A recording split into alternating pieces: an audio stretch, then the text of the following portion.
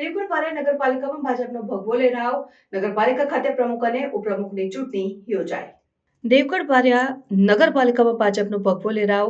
નગરપાલિકા ખાતે પ્રમુખ અને ઉપપ્રમુખની ચૂંટણી યોજાઈ. દેવગઢ પારિયા નગરપાલિકા સભાખંડમાં હાથ ધરાઈ હતી ચૂંટણી પ્રક્રિયા, જેમાં પ્રાંત અધિકારી, મામલતદાર અને ચીફ ઓફિસરની ઉપસ્થિતિમાં ચૂંટણી પ્રક્રિયા હાથ ધરાઈ. પાલિકાના 24 સભ્યો રહ્યા ઉપસ્થિત. પ્રમુખ તરીકે ધર્મેશભાઈ કલાલ, ઉપપ્રમુખ તરીકે તારાબેન બાલવાણીની બિનહરીફ વરણી કરવામાં આવી. ભાજપના કાર્યકરોમાં ખુશીનો માહોલ. કાર્યકરોએ ફૂલહાર પહેરાવી ફટાકડા ફોડી પ્રમુખને વધાવ્યા હોય તેમ ભાજપ, કોંગ્રેસ અને અપક્ષના કુલ મળી 24 સભ્યો હાજર રહ્યા હતા.